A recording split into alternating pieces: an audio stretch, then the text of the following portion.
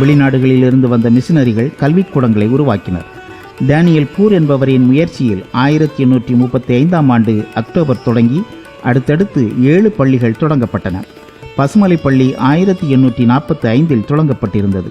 உயர்கல்வி கற்பதற்காக 1890 மதுரை சுதேசி கல்லூரி திருமங்கலத்தில் உருவாக்கப்பட்டது. இந்த கல்லூரி பசுமலை தேவாலயத்திற்கு மாற்றப்பட்டு செயல்பட்டு வந்தது. பின்னர் வைகை ஆற்றின் வடகரையில் வயல்களும் குளங்களும் பனைமரங்களும் சூழ்ந்த அழகர் கோயில் வண்டிப்பாதையில் இடம் தேர்வு செய்யப்பட்டு வாஸ்பன் என்பவரின் முயற்சியில் கல்லூரிக்கான கட்டடம் கட்டு பணிகள் நடந்தன. அமெரிக்க கல்வி நிலையங்களை மாதிரியாக கொண்டு கட்டப்பட்ட இந்த கல்லூரிதான் இன்றைய அமெரிக்கன் கல்லூரி. பசுமலை, திருமங்கலம், தமுக்கம் பகுதிகளில் செயல்பட்டு வந்த கல்வி நிலையங்கள் மற்றும் இறையியல் கல்லூரிகளுக்கு சென்று வரும் சிரமங்களை போக்கவும், வெள்ளம் அதிக வரும் காலத்தில் தரைப்பாலத்தை கடக்க முடியாமல் வணிகர்களும் பொதுமக்களும் தவிப்பதையும் கண்ட ஆல்பர்ட் விக்டர் என்பவர் வைகை ஆற்றில் பாலம் கட்டும் முயற்சிகளை மேற்கொண்டார். 1889 ஆண்டு கட்டப்பட்ட அந்த மேம்பாலம் ஆல்பர்ட் விக்டர் மேம்பாலம் என்று அழைக்கப்பட்டது. மதுரை பசுமலை பகுதியில் கல்வி நிலையங்களும் மிஷினரிகளின் தங்குமிடங்களும் ஆலயங்களும் அமைந்திருந்த போது மின்சார தேவைகள் அவசியமானதாக இருந்தது. சிம்னி, அரிக்கேன் விளக்கு வெளிச்சத்தில் இருந்த பகுதியில் அமெரிக்காவிலிருந்து கொண்டு வரப்பட்ட ஜெனரேட்டர் மூலம் மின் உற்பத்தி செய்து கொடுத்தனர். மதுரை நகர மக்கள் கூட்டம் கூட்டமாக சென்று மின்சார வசதிகளை பார்த்தனர். மதுரை மீனாட்சி அம்மன் கோயிலுக்கும் அந்த வசதி செய்து கொடுக்கப்பட்டிருந்தது. கம்பி வழியாக சீமண்ணை ஊற்றி விளக்கு எரிக்கப்படுவதாக மக்கள் ஆச்சரியமாக பேசிக்கொண்டனர்.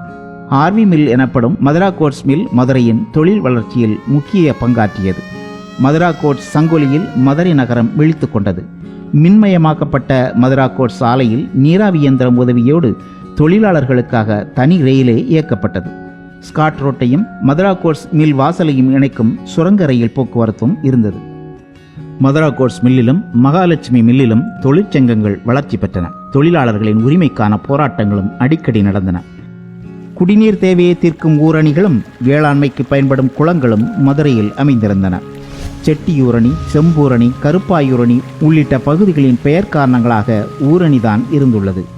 இயற்கை எழில் கொஞ்சம் அழகுடன் திகழ்ந்த மதுரையின் மையத்தில் மேலமாசி வீதி பகுதியில் காக்காத்தோப்பு இருந்தது.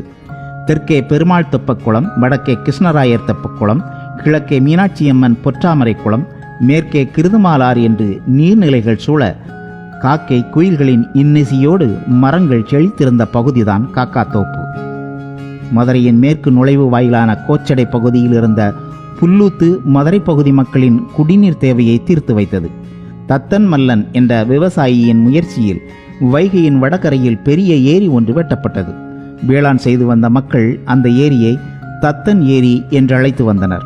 வேளாண்மை நலிவடைந்த போது தத்தன் ஏரியும் தன் இயல்பை மாற்றிக்கொண்டது.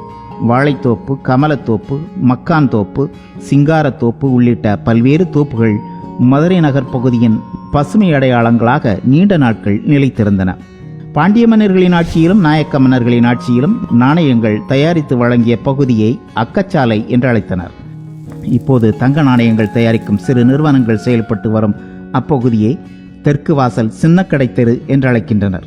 தொழில் சார்ந்த பகுதியை பூக்காரத்தெரு, மேளக்காரத்தெரு, கம்மாளர் தெரு, வெங்கலக்கடை தெரு, கொல்லப்பட்டறை, சுண்ணாம்பு காலவாசல், புட்டுத்தோப்பு, நெல்பேட்டை, வெற்றிலைப்பேட்டை அல்லது கொடிக்கால்பேட்டை உட்பட தொழில் பெயர்களை வைத்தே அன்றைய தெருக்களை மதுரை மக்கள் அடையாளப்படுத்தினர். தெற்காவணி மூல வீதிக்கும் கிழக்கு சித்திரை வீதிக்கும் இடைப்பட்ட பகுதியில் இருந்த தெருவின் பெயர் சோத்துக்கடை தெரு. பெரிய பித்தளை அண்டாக்களில் உணவு சமைத்து தேக்கு, தாமரை இலைகளிலும் மூங்கில் தட்டுகளிலும் உணவு பரிமாறி வந்தனர். மதுரை கோட்டைக்கு வெளியே சிறிய கிராமமாக இருந்த செல்லூர் பகுதியில் எப்போதும் தறி சத்தம் கேட்டுக்கொண்டே இருக்கும். தறி நெசவு அப்பகுதியில் சிறந்து விளங்கியது. பருத்தி நெசவு நெய்யப்பட்ட துணிகள் மட்டுமின்றி பிற்காலத்தில் கலை நயமிக்க ஜரிகை வேலைப்பாட்டுடன் கூடிய ஆடைகளும் அறிமுகமானது. இத்தொழில் செய்து வந்தவர்கள் ஜர்தாரி மஹல்லா எனப்படும் ஜரிகைக்கார தெருவில் அதிகம் இருந்தனர். சிறு தொழில் நகரமாக வளர்ந்தாலும் இன்றளவில் கிராமிய நாகரிகத்தோடு இருக்கும் மதுரையில் நீர்வழி போக்குவரத்தும் பயன்பாட்டில் இருந்தது. நாவாய்களும் படகுகளும் பரிசல்களும் வைகை ஆற்றின் வழியாக பொருட்கள் கொண்டு செல்லப்பட்டது. ஆற்றை கடந்து வரும் பொருட்களுக்கு சுங்கவரி வசூல் செய்திட சுங்கச்சாவடி செயல்பட்டு வந்தது. சுங்கம்பள்ளி வாசல் தெருவில் செயல்பட்டு வந்த அந்த சுங்கச்சாவடி வைகையில் தரைப்பாலம் அமைக்கப்பட்டு நீர்வழி போக்குவரத்து குறைந்தவுடன் பயன்பாட்டில் இல்லாமல் போனது. வேளாண் நகரமாகவே விளங்கிய மதுரையில் நெற்கதிர்கள் அடிக்கவும் வேளாண்மை செய்யாத காலங்களில் பொழுதுபோக்கு விளையாட்டுகள் நடத்தவும் களம் அல்லது பொட்டல்கள் இருந்தன. அந்த பொட்டல்களின் மிச்சங்களாக செல்லூர் களத்து பொட்டல், காந்தி பொட்டல், ஆட்டு மந்தை பொட்டல், மேங்காட்டு பொட்டல், கோவலன் பொட்டல் பகுதிகள் இருந்ததாக ஆய்வியல் நோக்கில் மதுரையின் வரலாற்றை பதிவு செய்த எழுத்தாளர் நா. பாண்டுரங்கன் தெரிவித்துள்ளார். பொழுதுபோக்கும் கலைகளும் வீரத்தின் அடையாளமான விளையாட்டுகளும் அதிகம் நடைபெற்றது. குறிப்பாக தைத்திருநாள் முதல் நாளில் பொங்கலிட்டு மகிழ்வதோடு ஏறு தழுவுதல் விளையாட்டை நடத்துவதை பாரம்பரியமாக கொண்டிருந்தனர்.